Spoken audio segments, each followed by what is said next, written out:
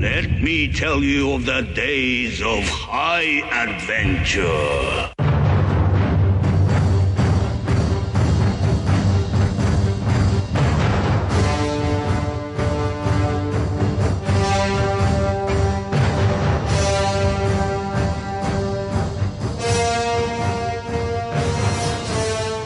Hey everybody, I'm Kevin. And I am John. And this is 6 Degrees of Schwarzenegger, the podcast where we take a long, hard look back at some of our favorite action movies from the era of Arnold. Schwarzenegger is the icon of the genre, and we're taking a deep dive into some of these 80s and 90s cult action movies, and we're breaking them all the way down.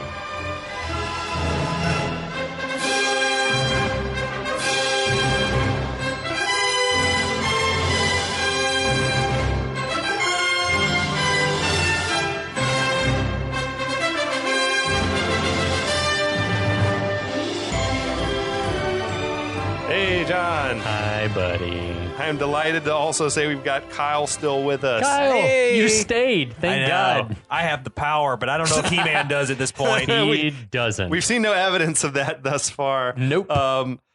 Before we get into all of that, want to just shout out again Kyle's website that he runs with a few other folks, screenrex.com.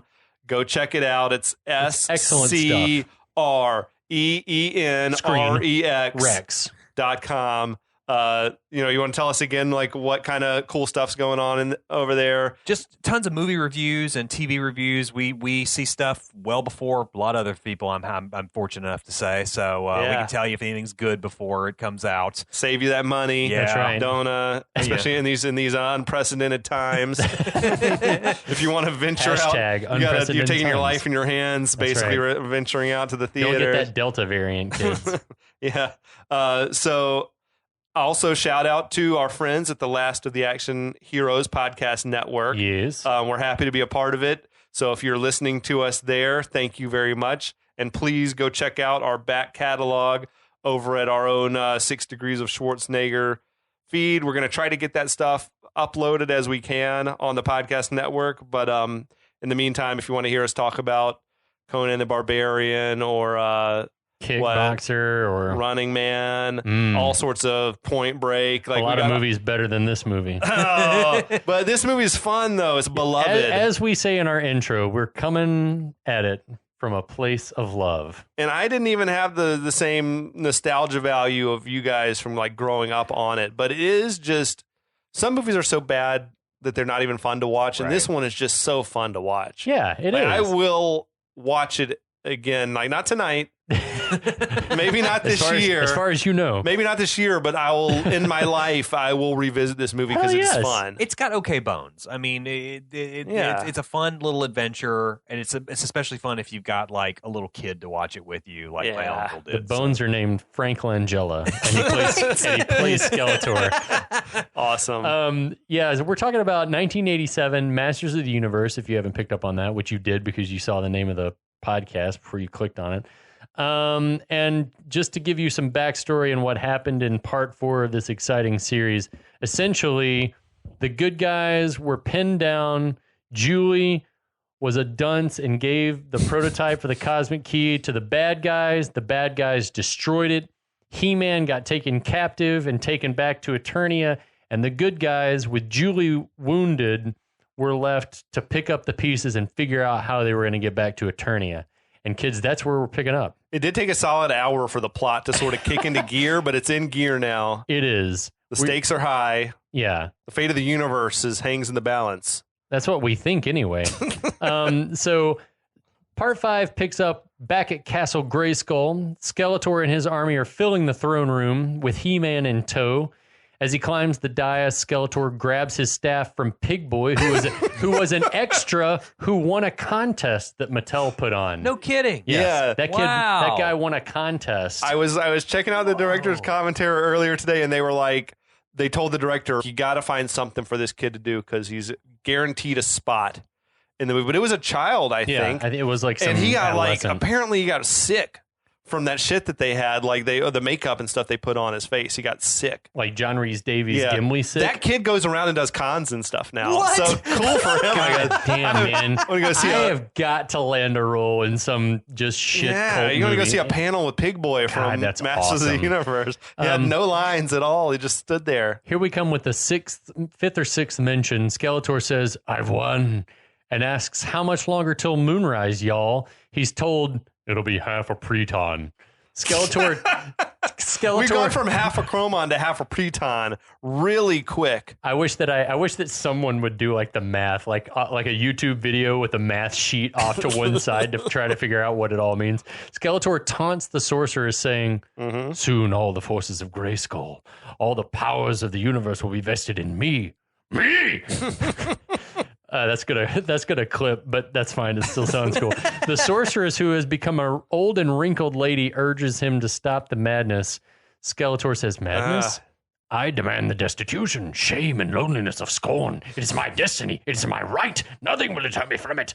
That's amazing stuff. Like, it's gone like it's huge. full Shakespearean. Yeah, it's awesome. There's absolutely no way. I demand the destitution, shame, and loneliness of scorn. He thrives on being evil. Like, he likes being hated. And that's your favorite thing. There's no way the screenwriters wrote this. That's all Frank Langella Yeah. is like, let me take a crack at it, boys. Sorceress replies, "Men who crave power look back over the mistakes of their lives, pile them together, and call it destiny." That's also deep as hell. Yeah, it is. Another's like, what screenwriter stepped into the room now? I think it's probably Frank, man. I love Skeletor just saying, "Thank you for that bit of philosophy, sorceress. Here is my response." And then he whips, like, Blade. Here is my response. Yeah, Blade. Blade turns around with a shit-eating grin on his face. He's been standing there literally the whole time, dramatically turns around to show her the Sword of Grayskull, which to this point has figured 0.0% into the plot of this movie. Yes. So are we to think that just means she thinks, well, I mean, she can see He-Man. He-Man's right there. I don't get it. They missed their chance. Like, the sword, well, I get that the cosmic key is a good MacGuffin. Sure. The sword should have been the MacGuffin. Like, Right. we have to have Yeah. the sword in whatever this fucking device is when Moonrise happens to open the eye or whatever. It's relying on your knowledge of the He-Man mythos. Yes, exactly. That was that shit from the early comics, right? Like, that the sword. But even from the cartoon, like they're battling for the sword. Yeah, well, not even control the sword necessarily, but it's like He-Man derives power somehow. The power of Grayskull. The power of Grayskull fills him through by the sword. power of Grayskull. Exactly. Which one do you want to watch first? Yeah, like in those He-Man comic world, apparently there was like two halves to the sword. The Skeletor had a half, and He-Man had a half. And when you sort of snap the two together, then it would be a key that would unlock the mysteries or the power of Grayskull. But when the cartoon came along, I think they undid some of that. Yeah. But they could have carried that shit over because that's more compelling than there being two cosmic keys, and I gotta have them both. The sorceress is shocked by the sword turn of events. Up to this moment, we're not even really sure how the sword figures into this. It's been of tertiary or even less importance the entire movie. But anyway, Skeletor says the sword is his now and inserts it into it. It's like some kind of locking mechanism. We're not even sure what it is. It doesn't. You got to explain something. It's all these buttons and yeah, it's like obviously this seems to be important to whatever it is that's going to happen here, but it's never. We're not told why, or how. Then Skeletor has some goons drag He-Man, her champion, forward, shackle him into place there on the platform in front of Skeletor. It's like the type of locks that you used to lock to secure a laptop, or something like that. Right? Yeah, exactly. At your corporate desk, Skeletor tells He-Man that he'll have a front seat to see him gain all the power of Grayskull. He also says that when the Great Eye opens, all the people of Eternia will see He-Man kneeling before him just before he's killed, which is stupid because he said already, it's like, I can't kill him. I don't, Until he'd be a martyr. Until they've seen him broken. Until they've seen him bow down to me. Right. And acknowledge that I'm the real ruler, I guess. Right. It's a bad move to tell him that you're going to kill him. Right. Because then what's his incentive to kneel? Let it be a surprise. Oh, go on and kill me then, because I'm not going to kneel. Yeah.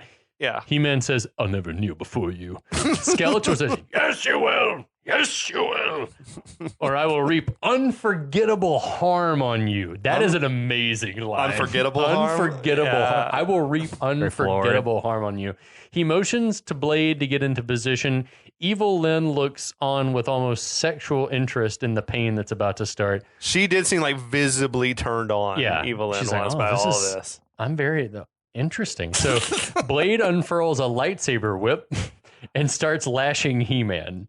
Yeah, dude. All this whole scene felt like some shit from any number of scenes out of Star Wars films. Star Wars, or like Kneel Before Conan. Zod, Superman 2 action. I gotta tell you, Dolph is really stretching the believability of his acting with the whip. It seems like he's barely reacting to it. He's in such good shape, though, if we can all agree. It's like at this moment that you look at that body and you're like, holy fuck. He looks like he's made from plastic. Yeah. That's how I felt in especially in Rocky 4, like, because his body was so weird and like steroided up, I presume. Yeah.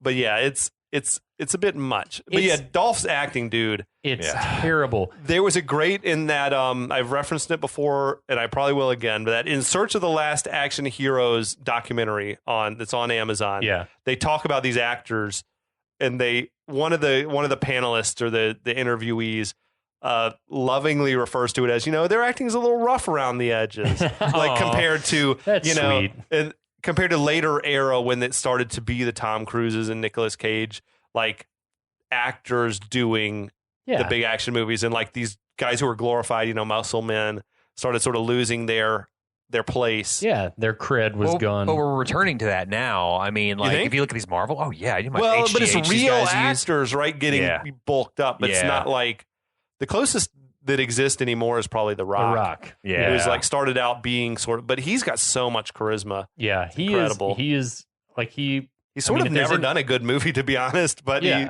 keeps getting well paid for doing what he does. Yeah, he does. Kumail is now ripped as hell. And I mean, all to stand in front of a green screen and say, "I need the key to Gomorgablah," or whatever, and rip and, flex a few times. I feel like, what a though, time to if be I was alive. if I was in that acting world and they're like, "We're going to pay you and we're going to set you up with a nutritionist and a trainer and get you looking great," I'd be be like, like, cool. sign me up. I guess. Yeah, I I'm mean, there. I'm there. I could use some of that. I don't have to pay for it. Yeah, done. But like, yeah, Hemsworth takes it to the next level. That dude's like large, yoked as dude. shit. It's incredible. I feel like you're doing permanent damage to your body though by doing this massive bulk ups, and then Because you you're not going to be able to do it forever unless you're The Rock. And Yeah. you are going to be able to do because it. you see like Stallone and Schwarzenegger nowadays, like they don't their physiques, their frames, But I also- don't necessarily look healthy. But I also Yeah. feel like that now people know more about metabolic science and exercise and fitness and things than they did back in the 80s and 70s when.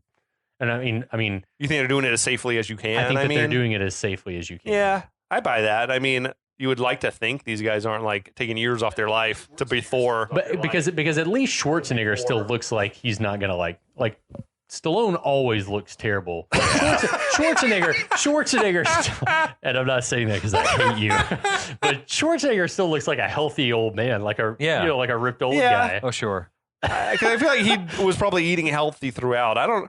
Who was it? It was some actor was talking about being around Stallone and how he didn't like eat any solid food. Like it was Really? all fucking shakes and stuff that he was doing, and then he'd have like he'd have like a half a chicken or something for dinner. But like throughout the day, he was just having these various like shakes, and he didn't know what was in them. He was so lean. That can't be right though. No. Eat some salads at least. Like Yeah, don't just drink it all. he probably doesn't like. I can see Stallone being. I don't like greens. I don't like lettuce. Anyway, Blade is beating He-Man. I love the diversity of reaction that we get. Skeletor is sort of like he can't watch some of the blows land. He's like grimacing and hiding behind his staff. I got the impression he was almost like scared of like how evil all this shit was, and like that's exactly what he's like. He's like, it's about to all happen. Yeah. My plan's actually going to work. Yeah. And I'm sort of nervous about it. I got that same vibe. Oh, I thought he was getting like sexual gratification. He could have been. He was kind of think it was working both. that. He was working his like his staff or whatever a little bit. Working You the know? shaft. Sorceress is distraught as she would be. Evil Lynn has a lady boner. She was turned on. Back on Earth, Lubic's buddies are offering to drive him home after a long day. They don't believe anything he said. I love it, like Lubic says, I was in Korea. I never saw anything like this.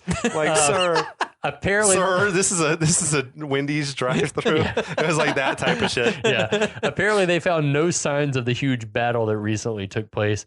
Just then, the caddy comes zooming by in the background. Louis like, follow that car. And he wrecked the shotgun. I know. I just want to see Always. I just want to see shells flying out each Yeah, me time he too. does it. Like anyway, that's rack number 3. I like it's like that's Kevin driving the car. He's gone to Charlie's store to grab a keyboard.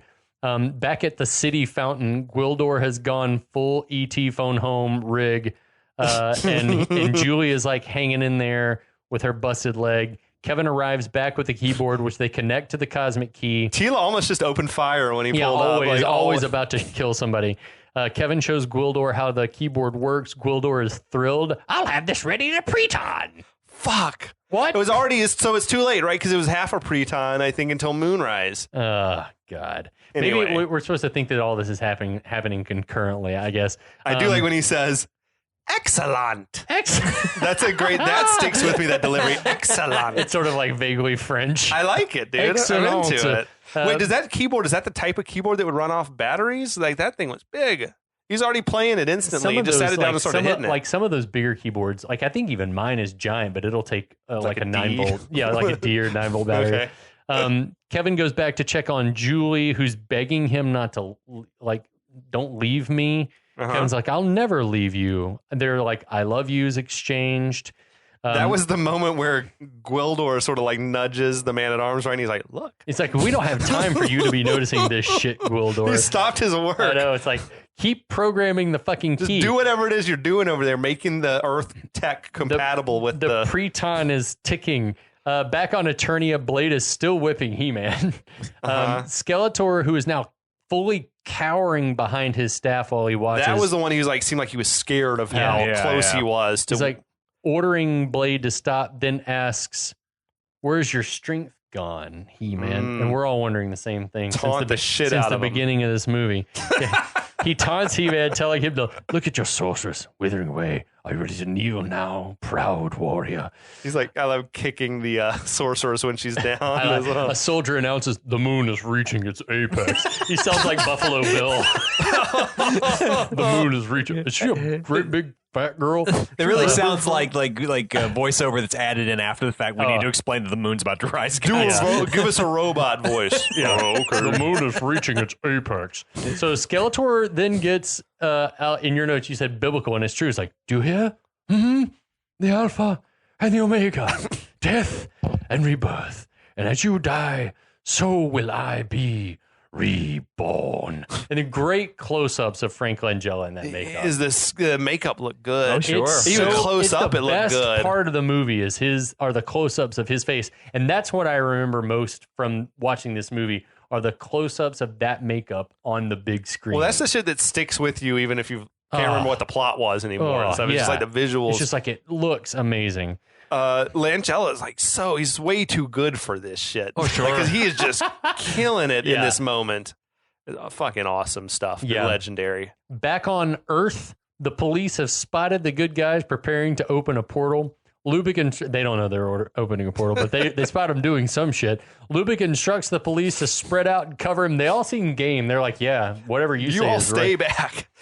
Small town USA. He's like, I'm going to make the bust myself. We've cut back to Eternia. Skeletor addresses the planet via the holosphere. He tells them that he's been chosen by destiny to receive the power of Grayskull, and that they're all going to see it happen. Out on that Eternian landscape, it was like literally the same shot, but nighttime of earlier when they were watching. They had mirrored it over, like they were just standing in reverse order, but it was just like they were doing a lot of corner cutting and cost savings on a movie that still cost as much as this one did. He says that even He-Man will bear witness. Now I, Skeletor, am master of the universe. There it is. Titular line. He said it. Yeah. The large iris, like telescoping iris behind the throne begins to open. Everyone's looking on either in horror or delight. Orbs of golden light fly through the open iris and pass into Skeletor, and that's a little reminiscent, I thought, of Raiders, the arc scene at the Oh, end. hell yeah. I thought it was a little underwhelming as far as like the effects go. That's the power. This orb is supposed to be all the power in the universe, and it was like just a small And so we were little talking. thing. We talked in an earlier episode of like what's the connection with the universe and Eternia. And another thing that I encountered in my deep dive on He-Man lore was that Eternia was supposed to have been the first planet. It's like the center of the universe, right? It was the planet from which the universe began. Okay. And so, as guess. Eternia goes, as the universe goes, rather, so Eternia goes, or vice versa. Imagine if they had put that in like a prelude at the beginning Right. of this movie. You know, not Dune style. Eternia, the but first planet, Yeah. like something like They that. could have done better. Yeah, they made some reference to like the castle being at the vortex of the universe or Right. something like that. But like, yeah, you could have. They gave us a lot of weird exposition, but not any that that actually helped not you any- understand not any what they that were really doing. works. it didn't enhance the movie. Right. So Skeletor, now glowing, says he can feel the energy of the universe flowing through him. I am part of the cosmos, which is always anytime anyone says the word cosmos, I'm into it. I'm part of the cosmos. Skeletor, smiling, asks He-Man, "Of what consequence are you now?" That's I badass. love it, dude. Yeah. Eternia and its people mean nothing to him. He says the I universe is... wonder, is the holosphere still on? Like, is everyone he's seeing still him got it turned on. say this? It's like watching MMA. It's like a big fight's on. It was like that Batman Returns the Penguin. Yeah, like exactly. I played Stinking played this City. city like a hawk Well, from here, hell. none of the people here matter to me. Yeah. He's Like, like, well, shit. the universe is power, pure, unstoppable power, and That's I some- am that force. That's some Emperor Palpatine shit. He is going like Frank Langella goes off the rails in delivering these lines, and it's like it's a shame. Like the only actor that I can think of that really like gets into it like this and like really ripping it is like Andy Serkis as Gollum or something Sure. like that. It's like that's the performance that I can think of that's like this crazy, like where the actor's like going for it and like Playing the risking back their row. voice and doing the thing. It's like he says, I am that force, I am that power, kneel before you, master. He-Man's like, I can't even really see what's happening. Evelyn looked a little, in this moment, she looked a little concerned. Yeah, she's like, what Like, the fuck? oh shit, this guy's kind of crazy. It's like a Super Saiyan power I think up this gone guy wrong. might be crazy. Yeah, Skeletor says that He-Man, he's like, you are no longer my equal because I am more than man, more than life. I am, God. Golden Dude, light. imagine trying to sell that like as an actor. I've you look at thought- those pages and you're like, okay, I can do this. Like that's so big. I've thought about that so many times rewatching this movie now as an adult. Like seeing Frank Langella, like the little turns he does with his head, like as he's writhing, like supposed to be feeling the power and stuff. And like what it must have been like to be on set watching someone doing that. Mm-hmm. And then what it must have been like to be, and we've talked about this before, like given all you've got in a scene, but then like when you watch the movie, it's like you hear the music, you hear the sound effects and stuff, but on set, it's just someone screaming at the top of their lungs and there's It's probably nothing, all muffled as well and because there's you're nothing else happening. Oh my God. Wow. It makes me respect the portrayal even like more. he's pulling it off. Oh, yeah. Like it's amazing to me. Yeah. I'm in awe of that. Me too. So this like golden light blazes. People have to look away from the brilliance except for Evelyn, who sort of like can't take her eyes off the scene. As the light fades, we see Skeletor now in this ornate, badass golden armor. Yeah, it's kind of Aztec looking. Oh, It was. It's, and this is the point where I can remember we had the VHS bootleg, and I rewound and watched the scene, like this whole part where he delivers the speech and is being indwelt by the power of the universe. And like I rewatched this portion of that VHS tape out, like just the transformation and then the final battle over and over. So and it's over again. over, right? He's got all the power of the universe now. That's what you think? It's a done deal. Is how I like. There's Skeletor is now the master of the universe. Yeah. So he in his amazing armor orders He-Man to kneel and begins zapping him with blasts from his eyes, which is I don't think a power that he had before. No. Somehow He-Man is able to withstand that. I always have felt like, though, as cool as it looks and as badass as it is, not enough is made of the transformation into a master of the universe. It barely makes a difference. Yeah. It reminded me of some shit out of like Big Trouble in Little China when Lopan like Where he's become becomes human. Lopan. He's like, You know? I'm human now. Or no, I'm thinking like when he goes from old man yeah, into like sure. the big master wizard guy. So it's barely made a difference. Yeah. So we have to linger on it. The stakes have to get higher. Is my opinion. The eye blast just kind of knocks He-Man back. Shouldn't it be strong? It should be strong. It should like level He-Man. It should knock him down. Something. Is He-Man unless He-Man is still a master strong? of the universe? Like there are multiple masters at this plural, point. yeah. That's all I can think of is Yeah. that at this point Skeletor has achieved God status. They were kind of He-Man equals. never lost it. Yeah. They were equals before, right? Right. Sort of, more or less at a similar level of So I power. guess So now, you really could think of it in like Saiyan terms. So it's like Skeletor has achieved like one level up maybe, but like Okay. He-Man's still no slouch. So we cut back to Earth. Lubic's trying to sneak up on the good guys still. Gwildor and Kevin are putting the finishing touches on the repaired cosmic key. Gwildor gives it some juice and tells Kevin to play the toads. Kevin starts jamming out. Lubic pops out and tells him, freeze, you're all under arrest. he pops out and racks that shotgun. Again. Like rack number 4. I feel like Kevin's also barely touching the keyboard, Yeah, by the way. it's like the speakers on the cosmic key kind of kick ass. So he like grabs Kevin right as the portal's appearing, and then as it's happening, we cut back to Eternia. Skeletor is taunting He-Man. He's like, "Where are your friends now?" And this is That's where some we emperor shit, Yeah. isn't it? we get this amazing bit of like Frank Langella written like this was authenticated. He wrote, "It's like, tell me about the loneliness of good. It is equal to the loneliness of evil."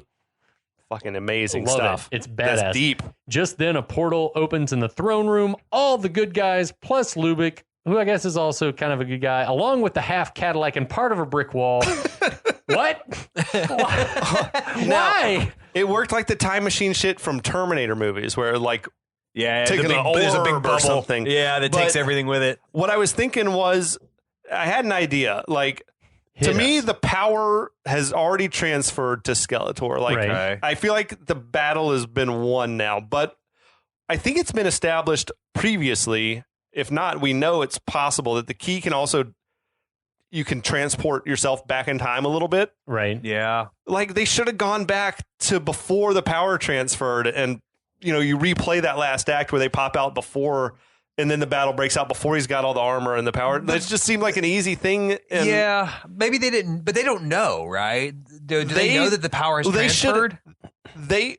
What if they had like felt, I don't know, some sort of disturbance in the Oh, universe? sure. I mean, yeah, anything, back on anything Earth. can be written into a movie. You're right. Or yeah. they just know that the time for Moonrise has passed already, Yeah. Right. which they could maybe know, but it would have been pretty rad to have like its trimmer. And they're like, oh shit, it's Or why already not- over. Well, no, wait, we can go back 15 minutes Or earlier. why not go back about one Chromon, one full Chromon, and station all of Eternia's forces in the throne room when Skeletor's ready forces for dropped it. in and Yeah. fucking knock them all out. Well, that's that shit. Or we go back however many years and Anyway. kill baby Skeletor in the crib. Kill King Randor's brother.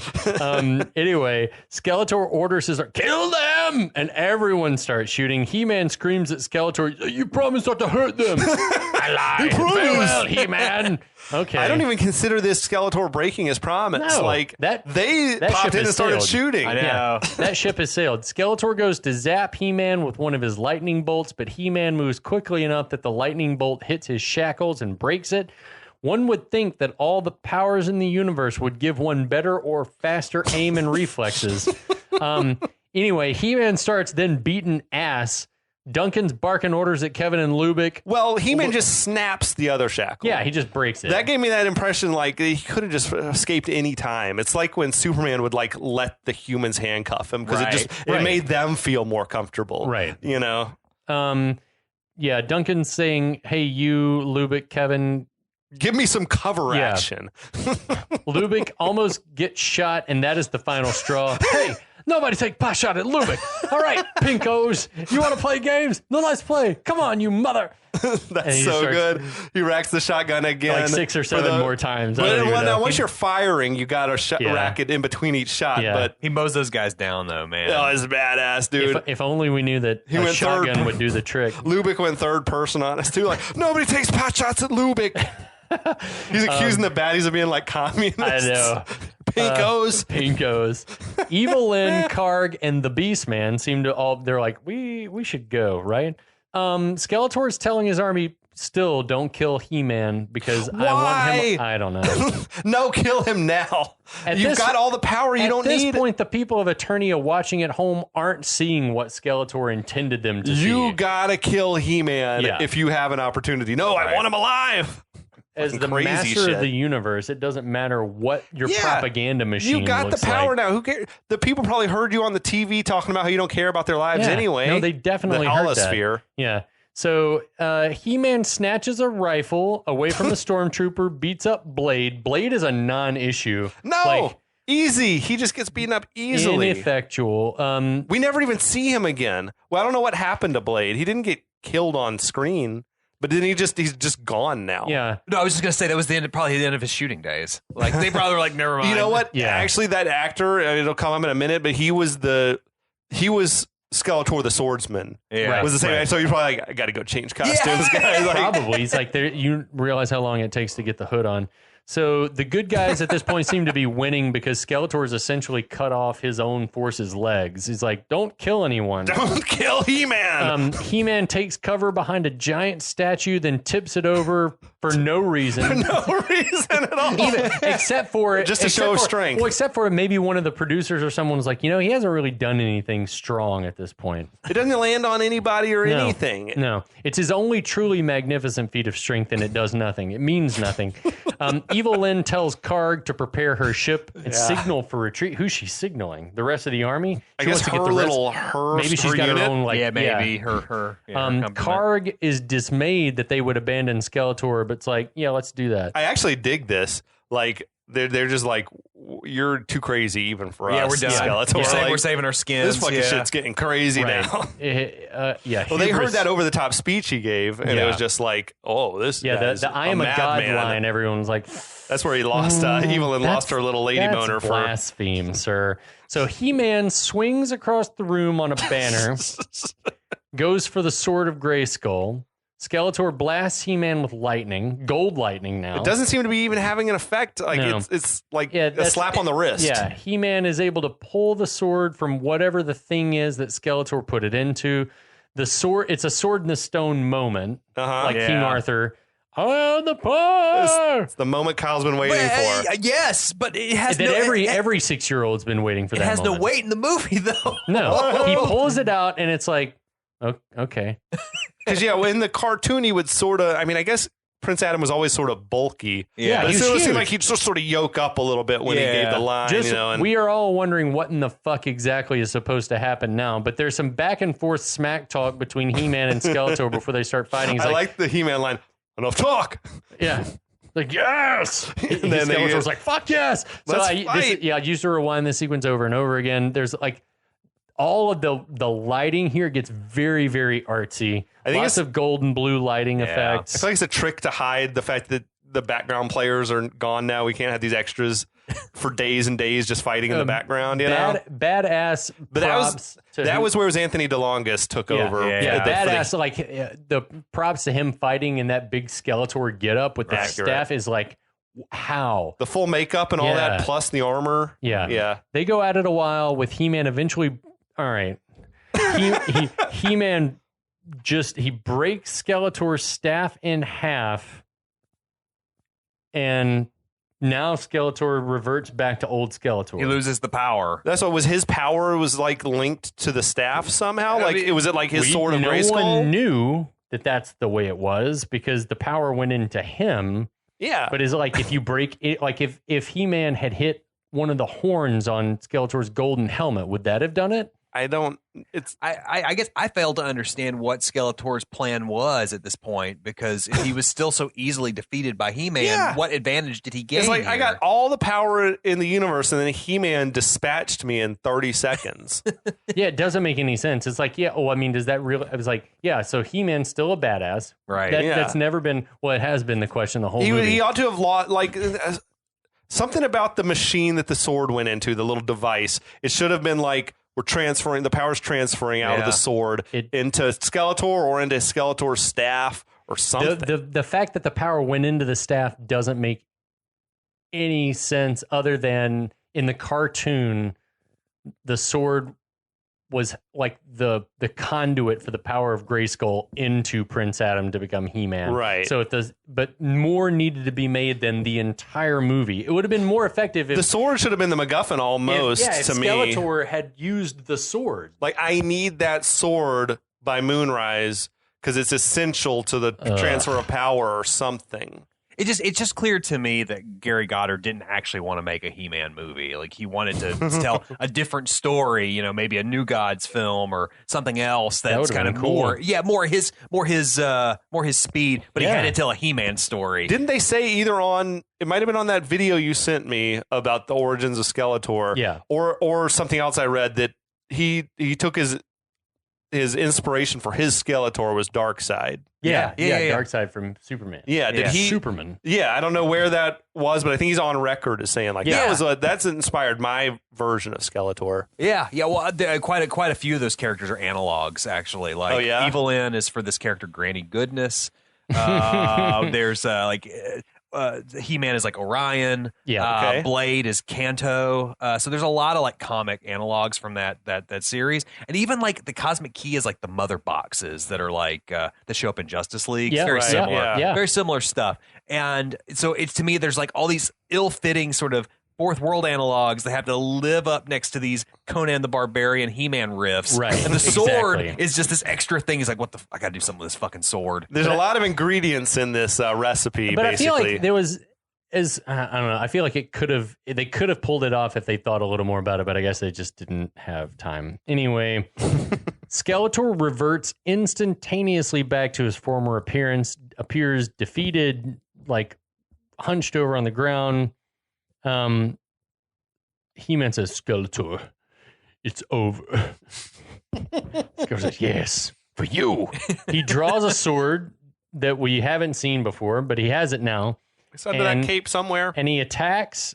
And I always, notice in the cartoon how much Skeletor's sword looked like the Sword of Grayskull. Right. But and even in this case, it sort of looked similar. But anyway, he knocks the Sword of Grayskull out of He-Man's hand. It slides across the floor toward the edge of like one of the bottomless chasms that leads to Gwildor's house.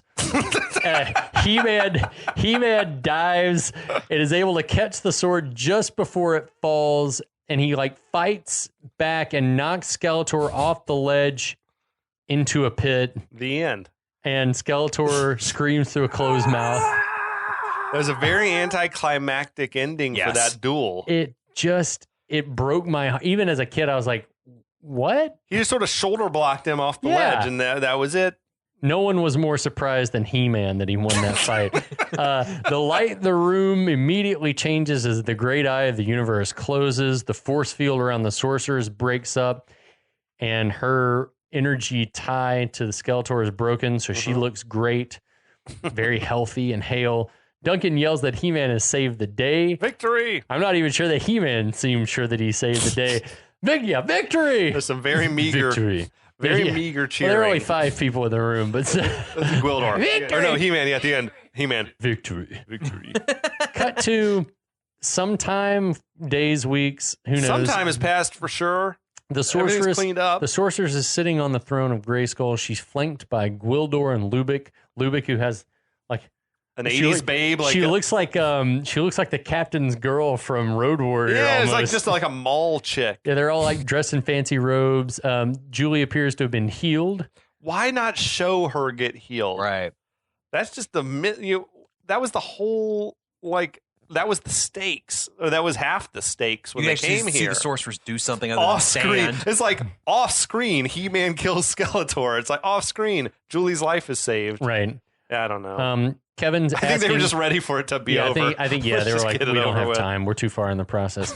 Kevin's like asking Lubic, are you really going to stay here in Eternia? Lubic's like, yeah, I live in a castle. I got this it's a perfect retirement.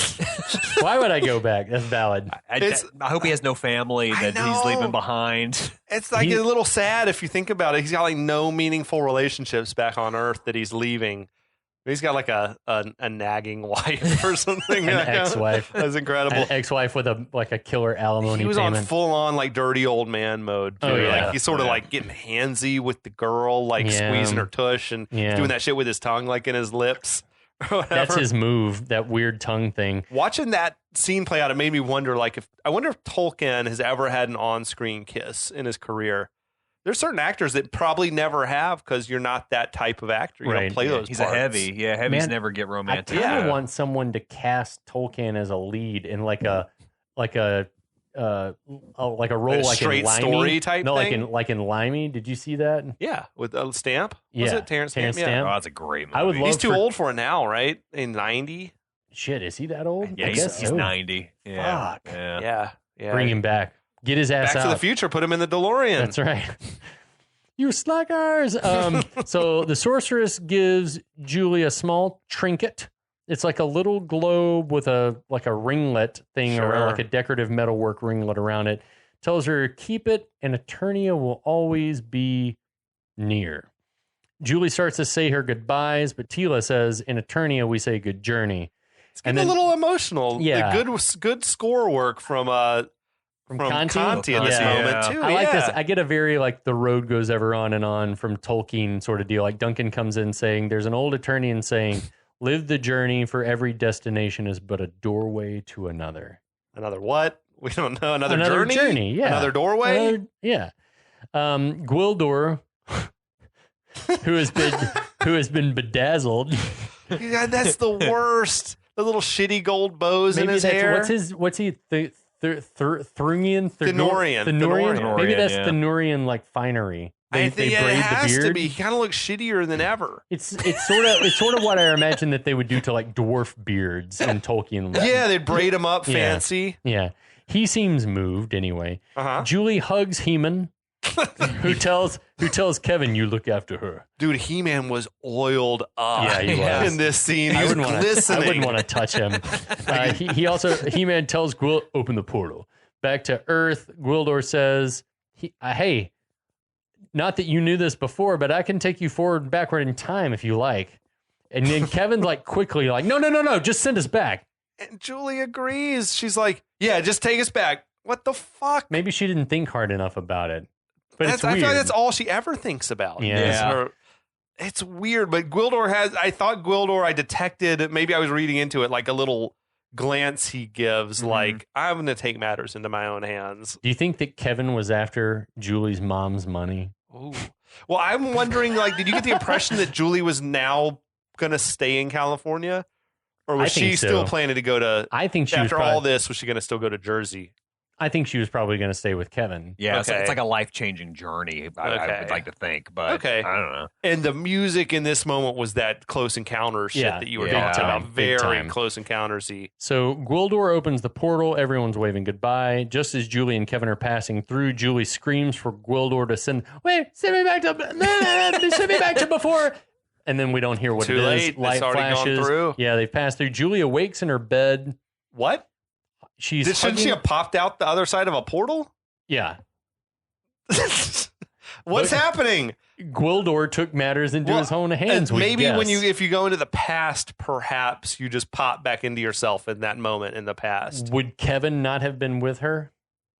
I don't know. I think I'm apologizing for them, but the only thing I think is maybe if you go into the past, wouldn't there be two Julies? Yeah, maybe you pop into yourself, into the one you that you must where that you must were at that it moment in the past. Your consciousness pops into that shell. I mean, I have a lot of questions about this time travel thing, but like at this point, isn't she stuck in a time loop? Yeah, literally. With you're right. The Eternians should show up again, right? Do they does time not count for them? She's been like reinserted into the Matrix, like exactly, like Joe Pantaleone or whatever in the flick, like Cypher. Yeah, so she awakes in her bed, hugging a picture frame of her. She thought dead parents beside her bed. There was like this ridiculous dream board or vision board above her bed. Did you like pause that shit? There was just random phrases on it. One that said "How to enjoy poetry." Like what? Kids are weird. And there was also one of the big clippings said Friends, which was like a little bit. That's awesome. Yeah. Man, lots of Friends references in this movie. That's very prescient. So she gets up, she goes exploring the house, which is no longer all boxed up to move. So she has to know some shit's going on. Yeah, it's very normally decorated, like people are living there. That nightgown. It's great. Like it was head to toe granny style like nightgown. A big, like lacy collar. Long sleeved. Yeah. She finds mom and dad in the kitchen and freaks, says, I never want to lose you. Her mom says, we're all going away to Catalina for the day. We'll be back tonight. Julie says, I've changed my mind. I want to go to the beach with you. Mom says, stop being silly. Stay home and study like you plan. Little did mom know that she was planning to stay home and fuck Kevin. Julie tells him, I feel like something's going to happen if you go. Mom says, you're being ridiculous. Your dad's an excellent pilot. They've got money. Apparently not, though, right? Because he was going to crash that plane. I don't know. Like maybe it was a weather-related issue. Yeah. So Julie grabs the keys and the charts from the counter, runs out of the house. Julie, put those keys back now. He struck like an aggressive sort of stance, like it was about to get violent. Like a horrible father. That dude was the stunt coordinator for the film. Oh, really? Was the guy? Julie, put those keys back. So he bowed up. He did, like he was going to kill it. So he can't act, is what you're telling me. Yeah. Like we need someone who can deliver one line. You're already on the serviceably. set. As Julie runs out into the street in her grandmotherly nightgown, Kevin comes running up. Did he live that close? I think he'd just been sprinting since he woke up in his coma. Like, wouldn't he in theory would have woken up in his bed probably, right? Yeah. Was it quicker to run than get in the van? No one fucking knows.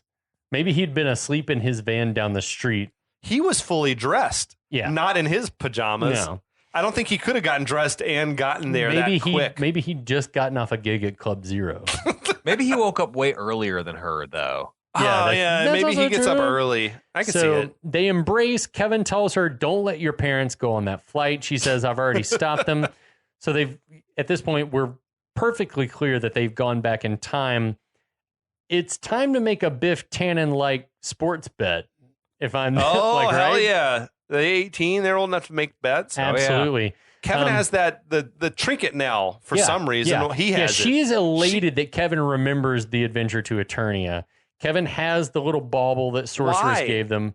I don't. She had that when they came through. Same reason that somehow the cosmic key got lost when Gwildor was flying through space. As we zoom in on the thing, on the little bauble, we see Castle Grayskull and He-Man, sword drawn, screaming, I have the power. Roll credits.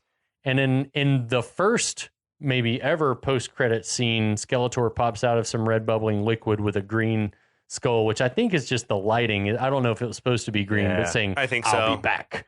And he was not. He never came back. And he never did come back. There were stingers or whatever prior to this, but this was like, it's early in the game. I don't remember any earlier. I did research. There were some like in the 60s. Really? Yeah. But this is like, is kind of cutting edge. Ferris Bueller did it. Yeah, which might have been before this. I don't know the year on Ferris Bueller. But with Ferris Bueller, like it wasn't teasing a sequel. Like this to me feels like one of the first times that a sequel was ever. It's in the same vein. Tease at a larger like story, which is or really universe. really quite clever as a mechanism to get people to look at everyone's names. Agreed. But to me, like this ending is still just like a horror story because it's like she's stuck. They're stuck in a time loop now because the Eternians will come back to do this entire adventure all over again. You would think it has to play out the same way. They have to come back. I mean, I guess Julie probably wouldn't. Now everything's thrown off, so they might not be at the right place at the right time. I was about to say they wouldn't be in the graveyard to find the key. That's true. Yeah, that's true. Oh, but if they're not there to find the key, then maybe Skeletor wins this. Sounds like they're having an adventure with the caretaker. But I think that exactly. That's amazing. And Carl the janitor. I think that if Julie and Kevin don't find the key in the graveyard, that Tila and they would have find it even sooner and bebop it right back to Eternia. That seems the most likely outcome. Yeah. All right, I'm into that. I'm not into Skeletor stealing our guy Schwarzenegger's "I'll be back" line, but no, whatever. I'm also just there's so much about transference of the powers of Grayskull. What do the powers of Grayskull enable one to do? Yeah. Because even as much as they sound great, He-Man is not a great hero in this movie. No. This is an ensemble piece. He is not imbued with any power greater than anyone else has, except for maybe the toppling of a statue that seemed to have already been weakened by blaster fire. I don't think anyone else could have just dispatched Skeletor with ease. But like we can tell, I think he's supposed to be more important than the other characters, but he's not in the top 4 largest characters in this movie. No. He's just a strong guy. I don't know if it's just a lack of acting talent, limited what they would let him do. Or he was just rough around the edges, as the nice way to say it's a little rougher around the edges. I mean, they were probably working around Dolph's talents, but I just get the impression Goddard wasn't that in love with the source material. That's true. He wanted to tell his own story. Yeah, and I don't think He-Man necessarily fits into like the 80s adventure template in the same way that was like popular at the time. Especially the late 80s. Yeah. Like this was more of a Beastmaster type era story that you could have gone heavier into the barbarian stuff. The more that I think about movies in the 80s that would have come out roughly, not exactly, but roughly the same time that have a similar issue, and this is not to shortchange the talents of a young Tom Cruise, but this movie, as I think more about it, starts to take on a similar dimension to Legend. Sure. Mm-hmm. In that Tim Curry, amazing performance, and a talented cast of little folk, including Billy Barty. Yep. Like drove that movie. Your star is the hero, but he's only as strong as the rest of the people are around him. Yeah. And a lot of the action is driven by how it's sort of like he's like Darth Vader. It's like Star Wars is badass because Darth Vader is badass. Right. They say about those movies like they're only as good as your villain. Yeah.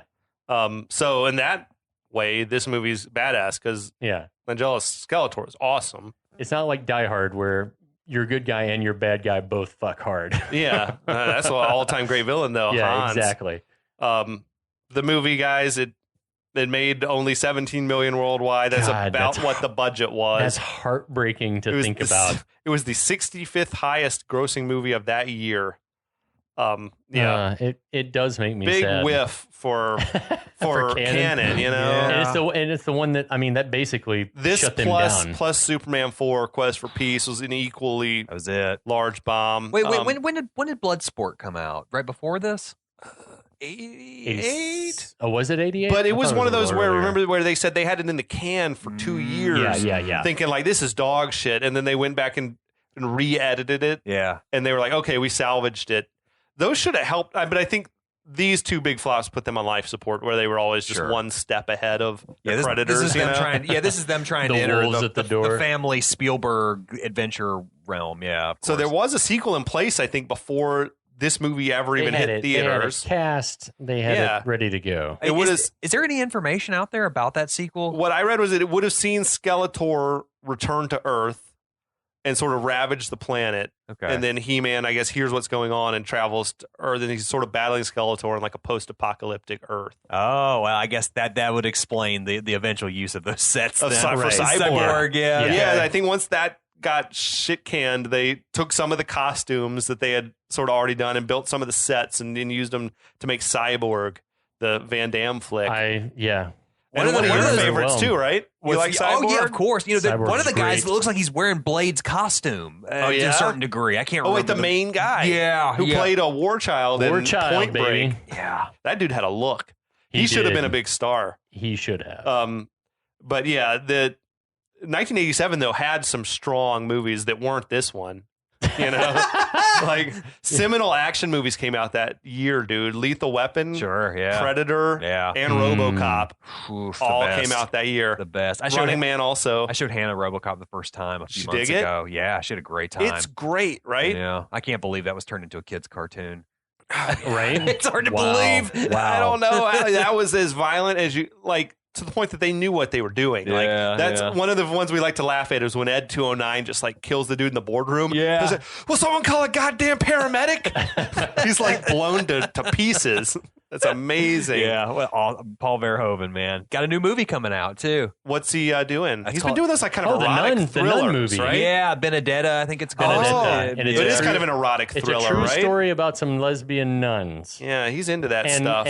And they are on their media campaigns having to fend off criticism of him and his treatment of sexuality, and the actresses and the actors are all like jumping to his aid and being like, it's a true story. Sure. And like that's his thing is like, it happened, so what's the big deal? Did they take that to Cannes? Yeah. Did it get well received by film critics? I haven't heard any of the. All I've heard read is the criticism of the subject matter and his salacious. treatment of, like it's just like Verhoeven doing more like people with their. I mean, there's a like, little I think bit of the New York Times review is director of Showgirls tackles lesbian nuns or something like that. And I was like, come on, guys. He's done. Yeah, he's got some legitimate like cred as well. Yeah. But. Dude, other top grossing movies of that year. This was the top 3. 3 Men and a Baby. Okay. Great movie. Fatal Attraction. Beverly Hills Ooh. Cop 2. All right. Good Morning Vietnam and Moonstruck were like the top 5. That rounded. Wow, what a diverse lineup of movies, And man. imagine an era in which it's not just 5 special effects tentpole movies. It's like some of those have 3 Men and a Baby, 0 special effects, I'm sure. Oh, yeah. It's just people in rooms talking. And that, if done well, is more entertaining than something like this Masters of the Universe. But I mean, I think like a Cher movie, in the top 5. That's incredible. I mean, obviously it's a different era. Academy Award winning Cher, right? Right. I know. Wow. Others that we dig that came out that year, The Untouchables. Yeah, of course. Fucking killer. Fucking love that movie. Stakeout, which I love. Yep. Dirty Dancing came out that year. Love that movie. Sexual Awakening. Throw Mama from the Train. Love that one too. One of my These are father's good movies. favorite movies to hate, actually. Oh, he hates that? movie. Yeah. I mean, it's dark. It is dark, and it is very much in the same vein as Cable Guy. It is, yeah. It's, you take a grim source material or whatever, and Full Metal Jacket and Wall Street both came out that year. Shit. Such good movies, man. Was that a banner year for motion pictures? I mean, it feels like it. It's a good year, yeah. Spaceballs came out. Wow. The Lost Boys and The Princess Bride. fucking hell. There was something for everyone, literally. It really was, like, across the board, all types of movies represented.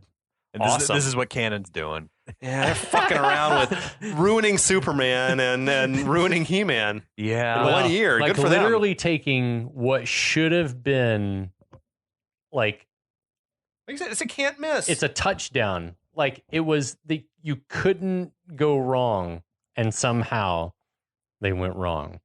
Who else could have played He-Man? That's a hard question to answer, man. Hulk Hogan? Oh, no. Schwarzenegger. Would he have been better? Or, I mean, yeah, no, that would have been the dream, right? Well, the problem with Hulk Hogan was that he was balding. Yeah, he was balding. Yeah, you would have put a wig on him, but It wouldn't be It would have believable. put that page boy on him. That's the thing is like if Dolph Lundgren had more acting talent, like physically, that's the guy. Oh, he's perfect That's for the it. guy. He's the prototype. Yeah. I don't know who else was around at that era that could have played He-Man. I mean, you know, I keep thinking of actors that look like the Beastmaster, but Yeah. that guy's but a you little need someone slim, larger than yeah. life, and there's just not that many of those dudes out there. But even that guy, the guy that played Dar, like I mean, some you could find someone like He that. has a name. Mark Singer. It's Mark Singer. Yeah, sorry. I mean, it had completely left my mind. bad, you guys. He has My a bad. name, John. He's at Dragon Con very often. Is he? Yeah. Oh, at least I've never he seen was him. when I was wanna going. meet. What's his name? Mark Mark Singer. Singer. Asshole. I just got the 4K of that. Oh, hell badass. Yeah. How does it look? It Sometimes looks pretty good. sometimes they look too good, and you start to see the cracks in the plaster. Nah, it's not like that. The problem with this movie is that some of the existing film elements don't look great. So there's a little bit of like, you see some crackles here and there. Yeah. But like, Vinegar Syndrome, we put that out. They just put out that and the 90s cult movie Six String Samurai. They just I don't put know that that out one. in 4K. It's like a rockabilly post-apocalypse Ooh. film. Hell yeah, it's that kinda sounds great. amazing. It's kind of great. But they started like a 4K line. Those are the two that they debuted with, along with Scanner Cop. I don't know that the one. sequel to Scanners, but about a cop who does scanning. Was it like an authentic sequel? It was. Yes, it's Scanners 4. Okay. Yeah, Rad. there were many Scanner sequels that I didn't even Cronenberg know. was not involved in. Oh, yeah. Yeah, sorry. It's like all the Aside. RoboCop sequels. Yeah, exactly. They just didn't stop. This is far worse. Yeah, no, I'm sure. Oh, my gosh. Well, it's hard to be worse than RoboCop 3. My mom took me to the theater to see that when we lived in Germany. Wow. Yeah, it was just- written by Frank Miller. Shit. RoboCop 3. Yeah. Oh, it should have been better. Yeah. He wrote the treatment for RoboCop 2 as well, but that didn't make it to screen. Well, No, it certainly didn't. it's been an amazing journey. This has been epic. An epic quest. I'm so glad that we had Kyle along with us for the ride. Thank you so much. We can't wait to have you back. Yeah, guys, dude. anytime. Anytime. We love it. So check out the website, screenrex.com. Check out whatever we have coming next. We'll have to figure out what that's going to be. Check out the other stuff that's on that Last of the Action Heroes podcast network. Lots of awesome content there. We'll be back, and good journey. Good journey.